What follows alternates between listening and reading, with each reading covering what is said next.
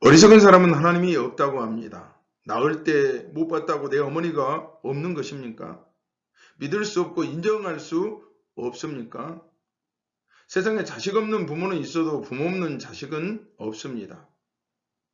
부모 없다고 하는 것은 없었으면 좋겠다 생각하며 부정하는 것뿐입니다. 하나님이 계시다는 이론에 대한 논증은 증거 하나만 있어도 능히 증명될 수 있지만 하나님이 없다는 무신론에 대한 논증은 전 우주의 역사를 탐색해서 논증하기 전까지는 불가능한 일입니다. 이는 어느 한 분야에서라도 탐구하지 않는 영역이 발견된다면 이 이론은 결코 증명할 수 없기 때문에 그렇습니다. 시편 14편 1절 말씀에 보면 어리석은 자는 그의 마음에 이르기를 하나님이 없다 하는도다. 그들은 부패하고 그 행실이 가증하니 선을 행하는 자가 없도다. 하나님을 부인하는 자, 그들은 선한 자가 없다. 이렇게 하나님께서 우리에게 말씀하고 계십니다. 이론적으로 하나님을 논증함은 하나님에 관한 이론을 말함이 아니라 하나님을 믿는 인간의 신앙에 관한 것을 말하는 것입니다. 그런 의미에서 우리가 어떻게 하나님의 존재를 믿게 되는가를 논할 필요가 있습니다. 인간에게는 종교성이 있습니다. 여러분, 개들이 모여 예배한다는 이야기를 들어본 적이 있습니까? 동물에게는 없고 오직 인간에게만 있는 가장 고유한 속성은 바로 종교성입니다. 오직 인간만이 예배의 대상을 알고 그 대상을 예배하는 존재라는 말씀입니다. 우리는 예배를 통해 하나님께 영광 돌리고 우리는 예배를 통해 하나님을 만납니다.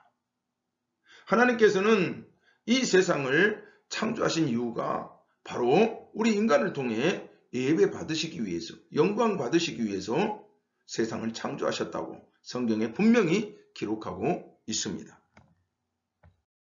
양심은 우리 마음속에 있는 하나님의 음성입니다. 우리가 이 음성을 들을 때 자연히 양심의 본체이신 하나님께서 계신 것을 깨닫게 됩니다. 양심이란 단어는 함께라는 의미의 영어의 콘과 안다라는 의미의 사이언스라는 말이 합성되어 양심, 이 콘사이언스 이렇게 영어로 표현하고 있습니다. 그래서 양심이란 하나님과 함께할 때 아는 알미입니다. 양심에 화인 맞은 것, 그것은 하나님을 떠났을 때 나타나는 현상을 말하고 있습니다. 로마서 2장 15절 말씀해 보니까 이런 이들은 그 양심이 증거가 되어 그 생각들이 서로 혹은 고발하며 혹은 변명하여 그 마음에 새긴 율법의 행위를 나타내느니라. 아멘.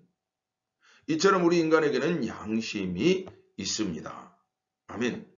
하나님이 만드신 만물 속에서도 우리는 그분을 발견할 수 있습니다. 인간이나 우주는 그냥 생겨난 것이 아닙니다. 우리는 모든 것을 보면서 하나님을 깨달아야 합니다. 원인이 있어 결과가 있고 그 제일의 원인이 바로 하나님이십니다. 히브리서 3장 4절 말씀에 보면 집마다 지은이가 있고 만물을 지은이가 바로 하나님이심을 말씀하고 있습니다. 여러분, 지구의 자전 속도가 시속 1667km로 자전하고 있습니다. 지구의 공전 속도가 107,280km로 공전하고 있대요. 또한 지구의 기울기가 23.5도로 기울어져 있습니다. 세상 사람들이 운전면허증을 각자 가지고 있지만 매일 교통사고가 일어나고 있습니다.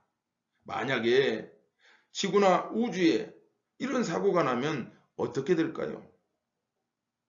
지구의 자전과 공전의 속도가 조금만 늦거나 빠르면 어떻게 되겠습니까? 조금만 늦으면 우리는 타져 죽을 것이요. 조금만 빨라지면 우리는 얼어 죽을 것이요. 지구가 23.5도로 기울어져 있지 않고 똑바로 서 있다면 우리는 이 지구상에서 물구경 못하고 살 것입니다.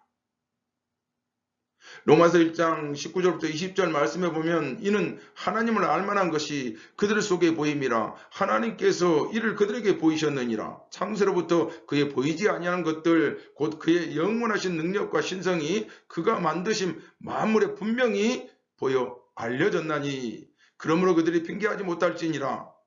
또는 이는 그들로 핑계하지 못하게 하심이니라. 아멘. 또한 시편 19편 1절 말씀에 보면 하늘이 하나님의 영광을 선포하고 궁창이 그 손으로 하신을 나타내는도다. 아멘.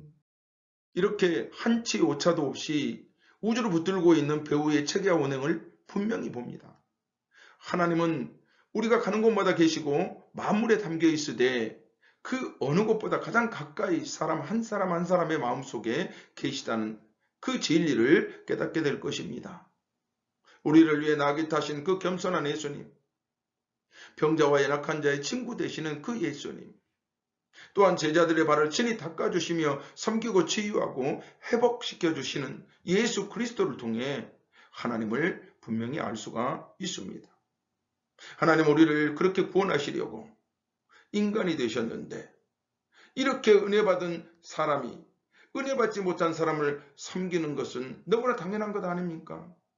그렇지 못한 사람은 어찌된 일입니까? 하나님이 계신 확실한 증거로서 가장 뚜렷한 사실은 예수님을 통하여 하나님의 모습을 우리에게 보이신 것입니다. 여러분 성령 받았습니까?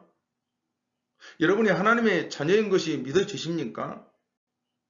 그걸 어떻게 하셨죠? 로마서 8장 16절 말씀에 보니까 성령이 친히 우리의 영으로 더불어 우리가 하나님의 자녀인 것을 증거하시나니 성령께서 우리를 하나님의 자녀인 것을 증거해 주신다고 말씀하신 것입니다. 하나님이 아버지로 우리가 인정되십니까? 그가 보내신 예수 그리스도를 우리의 구세주로 우리 입으로 고백되어집니까? 이것은 우리의 의지로 되는 것이 아닙니다. 이것은 하나님의 영이 우리를 깨닫게 하고 하나님의 영이 우리와 교제하고 교통하기 때문에 하나님을 내 아버지로 그가 보내신 예수 그리스도를 내 구세주로 고백할 수 있는 것입니다. 우리 이를 통해 구원받는 것이죠. 여러분, 기독교의 역사는 하나님을 경험한 사람들의 역사입니다. 그리고 마지막으로 가장 확실한 것은 내 속에서 역사하시는 하나님의 실존을 경험하는 것입니다. 우리 자신의 신앙적 경험이 바로 그것입니다. 어느 그리스도인이 병원에 입원하였는데 너무나 고통스러우니까 벽에다가 다음과 같은 글을 써붙였습니다. 하나님은 아무 데도 없다. 그런데 그 병을 통한 고난 중에서도 시간이 흐를수록 하나님의 사랑과 섭리를 깨닫고 벽에 글을 수정하기에 이르렀습니다. 절차 하나만 그 위치를 변경시킨 것입니다. 하나님은 지금 여기에 계신다. 할렐루야. God is nowhere에서 God is now here로 바꾼 것입니다.